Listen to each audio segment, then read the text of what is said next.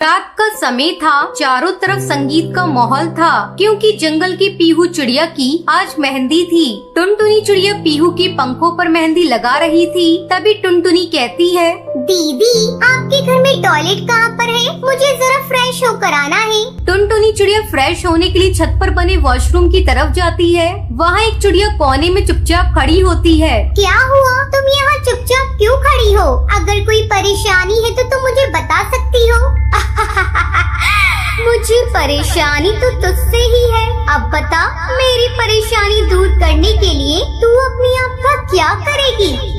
तभी वो चिड़िया एक बहुत ही भयानक भूतिया चिड़िया की आत्मा में बदल जाती है, जिसे देखकर टुनटुनी बहुत डर जाती है और वहाँ से भागने की कोशिश करती है। तभी भूतिया चिड़िया की आत्मा टुनटुनी के शरीर में घुस जाती है। उसकी आंखें लाल हो जाती हैं। वो नीचे जाकर मेहंदी लगाने लगती है। अरे टुनटुनी, तू इतनी जल्दी कैसे आ गई? फ्रेश होकर आई भी है या नहीं? तुझे उससे क्या मतलब? तू अपनी मेहंदी लगवा। कुछ ही मिनटों में भूतिया चिड़िया की आत्मा उसके पंखों में मेहंदी लगा देती है और अपने असली रूप में आ जाती है। ये देखो, और अब बताओ कैसी लगी तुम्हें मेरी मेहंदी? बड़ी ही खुश नसीब हो तुम। तुम्हारे पंखों पर मेरे हाथों से लगी हुई मेहंदी लगी है। लेकिन ये खुश नसीबी ज्यादा देर की नहीं है। अब मैं तुम्हें मार दूंगी। कौन हो तुम? यहाँ क्या कर रही हो? मैं हूँ तेरी मौत। अब मैं तुझे मार दूंगी। इस जंगल में मेरे अलावा कोई किसी से मेहंदी नहीं लगवा सकता। मेहंदी सिर्फ और सिर्फ मैं ही लगाऊंगी। ये कहकर भूतिया टूनी चिड़िया की आत्मा पीहू के दोनों पंखों को तोड़कर उसे मार देती है और वहाँ से गायब हो जाती है। जंगल के सभी पक्षी इकट्ठा होकर भूतिया टूनी चिड़िया की आत्मा को मारने के लिए अपने जंगल के तांत्रिक बाबा के पास जाते हैं। बाबा, हमारी मदद करो। वो बहुत ही भयानक भूतिया चिड़िया की आत्मा है और कई बार हमारे जंगल की चिड़ियाओं को मार चुकी है। उसे रोकने में हमारी मदद कीजिए बाबा। अरे बाबा जी, हमारे पास अब बस तुम्हारा ही सहारा है। आज रात मेरी बेटी की भी मेहंदी की रस्म है। अगर वो भूतिया टूनी चिड़िया की आत्मा फिर से आ गई तो मेरी बेटी को भी मार देगी। मैं तुम्हारे आगे हाथ जोड़ता हूँ बाबा, मेरी बच्ची को बचा लो। चिंता मत करो बालक, इस दुनिया में हर बुराई का खात्मा हमेशा अच्छाई से ही होता है। अगर वो भूतिया चिड़िया की आत्मा तुम्हें नुकसान पहुंचा रही है तो मैं तुम्हें उससे छुटकारा जरूर दिलवाऊंगा। आज रात मैं उसे पकड़ने जरूर आऊंगा। रात के समय बबली की बेटी लूसी की मेहंदी की रस्म शुरू हो जाती है। चारों तरफ खुशियाँ ही खुशियाँ होती हैं और कुछ चिड़िया मिलकर लूसी के हाथों में मेहंदी लगा रही होती है। तभी अचानक एक बहुत ही तेज हवा का झोंका आता है, जिसमें चारों तरफ धूल ही धूल उड़ने लगती है। तभी उस हवा के झोंके में एक बहुत ही भयानक भूतिया टूनी चिड़िया की आत्मा लूसी के सामने प्रकट होती है।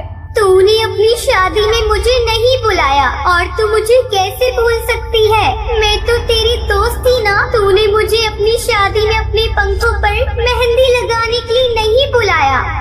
भूतिया चिड़िया की बात सुनकर लूसी बहुत देर तक सोच में पड़ जाती है, जिसके बाद उसे अचानक से अपनी दोस्त टूनी के बारे में याद आता है, जो उसके जंगल में सबसे प्यारी और सबसे अच्छी मेहंदी लगाया करती थी। अरे टूनी, क्या ये तुम हो? लेकिन ये हाल तुम्हारा किसने किया? तभी वहाँ तांत्रिक आ जाता है और वो भूतिया चिड़िया की आत्मा को कब्जे में करने लगता है। रुक जा तांत्रिक, तू ये क्या कर रहा है? तू जानता नहीं तू किससे पंगा ले रहा है। अगर मैं चाहूँ तुझे अभी के अभी मौत के घाट पहुँचा दूंगी। रस्सी जल गई लेकिन बल नहीं गया। बता तू कौन है? इस जंगल के पक्षियों को क्यों परेशान कर रही है? इन मासूम पक्षियों ने तेरा क्या बिगाड़ा है? मासूम पक्षी के चेहरे के पीछे खौफनाक चेहरा भी होता है और जिसे देख पाना बहुत नामुमकिन है। ये कुछ समय पहले की बात है। मेरा नाम टूनी था। मैं बहुत ही गरीब परिवार से थी। मेरे घर में सिर्फ और सिर्फ मैं ही थी जो कमाकर अपने परिवार को चलाया करती थी। मैंने मेहंदी लगाना सीखा, जिसके बाद पूरे जंगल के सब पक्षी मुझसे ही मेहंदी लगवाने लगे। धीरे धीरे मेरी अच्छी खासी कमाई होने लगी। मुझे एक जगह मेहंदी लगाने की नौकरी भी मिल गई।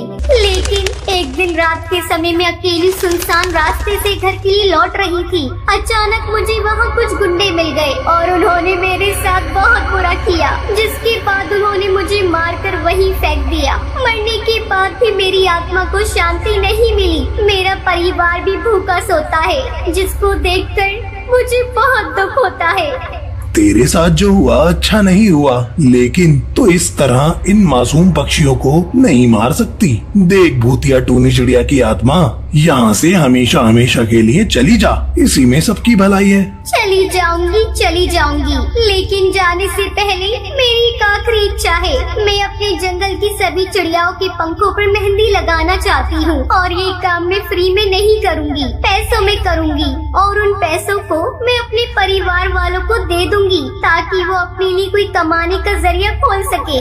भूतिया टूनी चिड़िया की याद अब हर चिड़िया को मेहंदी लगाने लगती है और पैसे इकट्ठे करने लगती है। जैसे वो ढेर सारे पैसे इकट्ठे कर लेती है, वो उन पैसों को अपने घर के दरवाजे के बाहर रख कर वहाँ से हमेशा हमेशा के लिए गायब हो जाती है।